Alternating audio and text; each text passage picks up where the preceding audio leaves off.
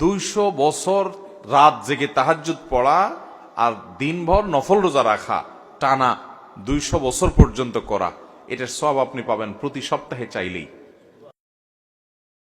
শুক্রবার, এটার উপলক্ষে অনেকগুলো আমল আছে। এটা হলো সপ্তাহের সবচেয়ে সেরা দিন, শ্রেষ্ঠ দিন। এটা হলো ইমানদারের জন্য ঈদের দিন, গরিবের উৎসবের দিন, সাপ্তাহিক ঈদ। এই জন্য এই দিনে আলাদা করে রোজা রাখাও মাকরুহ। শুধু জুমার দিন উপলক্ষে রোজা রাখার পর উলামা ইকরাম নিষেধ করেন। হ্যাঁ, কেউ চান্দ্র মাসের 13, 14, 15 20 রোজা রাখছেন বা আশুরা রোজা রাখছেন, সেই হিসাবে শুক্রবার পড়ে গেছে, সেটা ভিন্ন কথা। কিন্তু এটা ছাড়া এমনিতে শুক্রবার হিসাবে আলাদা করে রোজা রাখা যাবে না। জুমার দিন উপলক্ষে অনেকগুলো আমলের কথা আছে। আজকে ওয়াজ টোয়াজ হবে না, আগে ওয়াদা করতে হবে আমি যে আমলগুলোর কথা বলবো এগুলো সারা জীবন করতে হবে। যে তারা নিয়ত করবেন, সত্যি সত্যি নিয়ত, আল্লাহরে দেখায় দেখে এখানে মিছা কথা বলতে হবে না। কোরআন হাদিসের কথা শুনতে আসছেন, সত্য কথা বলবেন না ইনশাআল্লাহ। যারা আমল করবেন, নিয়ত করতেছেন, আমি মাত্র 5টা আমলের কথা বলবো। যারা আমল করবেন, নিয়ত করছেন, তারা একটু হাত তোলেন। আচ্ছা, নামান, জাযাকুমুল্লাহ খাইর। বিসমিল্লাহ। নাম্বার 1, জুমার দিন উপলক্ষে সবচেয়ে বেশি পরিমাণে যে আমলটা করতে হবে, পরিমাণে সবচাইতে বেশি করতে হবে, সেটা হলো দুরূদ শরীফের আমল। কিসের আমল? কারণ নবী করিম সাল্লাল্লাহু আলাইহি ওয়াসাল্লাম বলেছেন, আকফিরু আলাইয়া মিনাস সালাতি মিন ইয়াউমিল জুমআতি ওয়া লাইলাতিল জুমআহ। তোমরা জুমার দিন এবং জুমার রাত, জুমার রাত হলো বৃহস্পতিবার দিবাগত রাত, অর্থাৎ বৃহস্পতিবার সূর্য অস্ত হয়ে গেছে, জুমার দিন শুরু। তো এই জুমার রাত এবং জুমার দিন, এই উভয়টাতে তোমরা আমার প্রতি বেশি বেশি করে দুরূদ প্রেরণ করো, আমার জন্য আল্লাহর কাছে দোয়া পেশ করো। ফাইন্না সালাতাকুম মারুদাতুন আলাই, কারণ তোমরা যে দুরূদ পাঠ করো আমার জন্য, এটা আল্লাহর ফেরেশতারা আমার কাছে নিয়ে পেশ করে যে, হে আল্লাহর রাসূল, পৃথিবীর অমুক দেশ, অমুক প্রান্ত থেকে অমুকের ছেলে অমুক আপনার জন্য দুরূদ পেশ করেছে। এটা তোমাদের এই রিপোর্টটা আল্লাহর ফেরেশতা আমার কাছে বলে, উপস্থিত করে। এই জন্য তোমরা জুমার দিনে আসলে বেশি বেশি করে দুরূদ পাঠ করবা। দুরূদ হলো নবী সাল্লাল্লাহু আলাইহি ওয়াসাল্লামের জন্য দোয়া। ওনার জন্য আমাদের দোয়া করলে আমাদের লাভ। আল্লাহ তাআলা তো তার রাসূলের প্রতি রহমত এমনিই নাজিল করবেন, আমরা দোয়া করলেও করবেন, না করলেও। কিন্তু আমরা যদি দোয়া করি তাহলে সেক্ষেত্রে ওনার লাভ হোক না হোক আমাদের লাভ নিশ্চিত, নিজেদের লাভ নিশ্চিত। আল্লাহ তাআলা তার রাসূল সাল্লাল্লাহু আলাইহি ওয়াসাল্লামকে অনেক ভালোবাসেন, অনেক মহব্বত করেন। তার নবীকে তিনি অনেক মহব্বত করেন দেখে তার নবী, তার জন্য কেউ দোয়া করলেও আল্লাহ তাআলা তার প্রতি রহমত নাজিল করে। আর শুধু রহমত নাজিল না, মান সাল্লা আলাইয়া মাররাতান সাল্লাল্লাহু আলাইহি আশরা। নবী সাল্লাল্লাহু আলাইহি ওয়াসাল্লাম বলেছেন, যে ব্যক্তি আমার প্রতি একবার দুরূদ প্রেরণ করে, একবার নবীজির জন্য দোয়া করে, আল্লাহ তাআলা ওই ব্যক্তির প্রতি 10 বার রহমত নাজিল করে। কয়বার রহমত নাজিল করে? রহমত নাজিলের মানে বুঝেন? 10 বার আল্লাহ অনুগ্রহ করেন, দয়া করেন।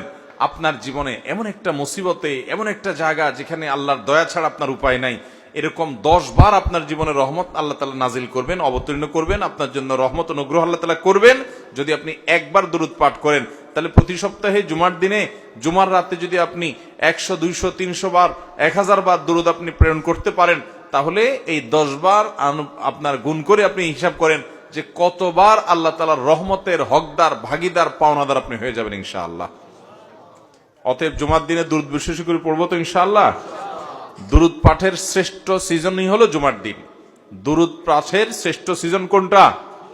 জুমার দিন, জুমার রাত। এটা হলো দুরূদ পাঠের সবচেয়ে উত্তম মৌসুম এবং শ্রেষ্ঠ সিজন।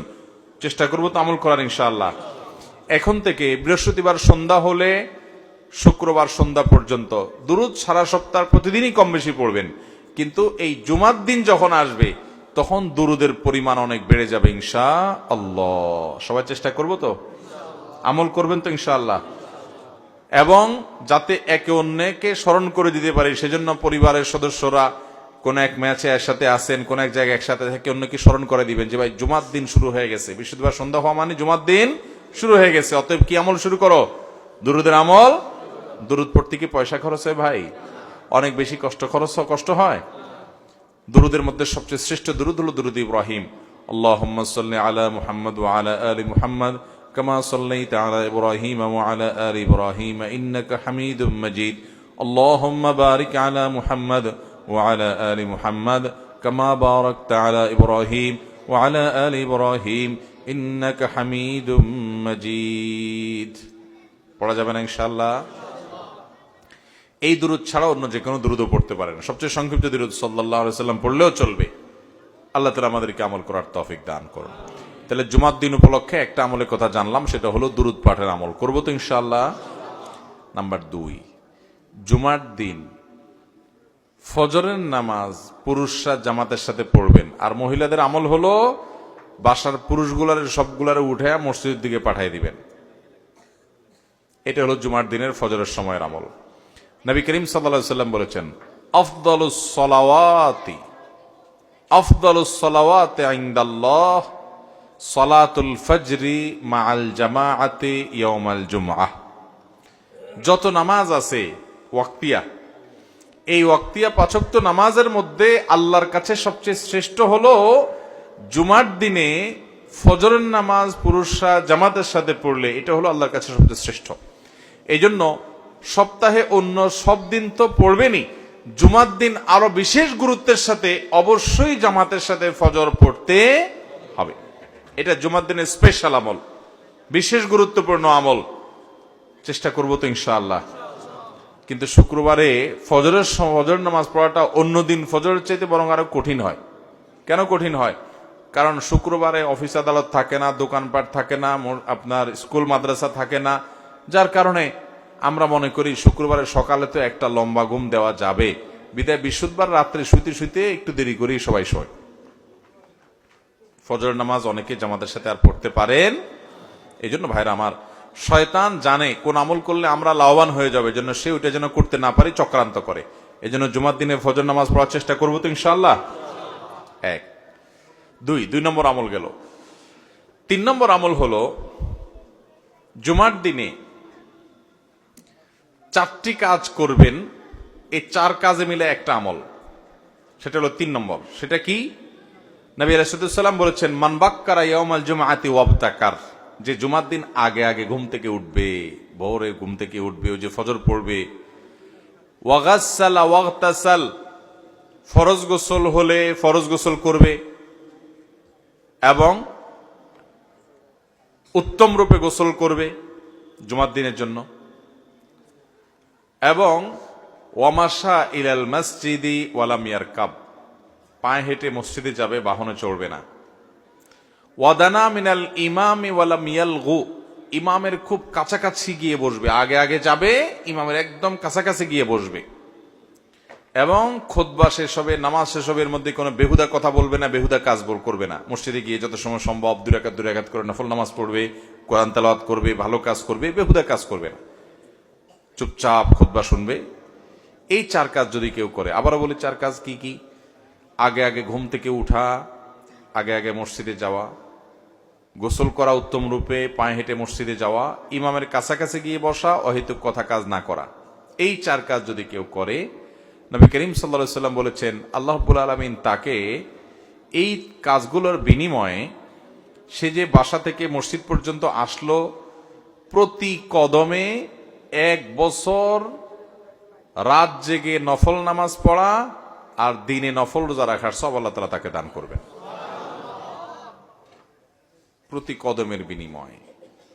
তাহলে আপনার বাড়ি থেকে মসজিদে আসতে যদি 200 কদম হয়, 200 কদম হইলে 200 বছর রাত জেগে তাহাজ্জুদ পড়া আর দিনভর নফল রোজা রাখা, টানা 200 বছর পর্যন্ত করা, এটার সব আপনি পাবেন প্রতি সপ্তাহে চাইলেই। অনেক মুহাদ্দিস এবং অনেক হাদিস বিশ্লেষক ওলামায়ে কেরাম বলেছেন, কোরআন হাদিসে যত আমলের যত ফজিলতের কথা বলা আছে, এর চাইতে কোনো ফজিলতপূর্ণ আমল আরেকটা আর নাই। মানে এত বিপুল পরিমাণ সওয়াবের কথা অন্য কোনো আমলের বিপরীতে আল্লাহ ওয়াদা করেন নাই। তাহলে জুমার দিনের এই আমলটা করবো তো ইনশাআল্লাহ। আগে আগে ঘুম থেকে উঠা, ওই যে ফজর তো মসজিদে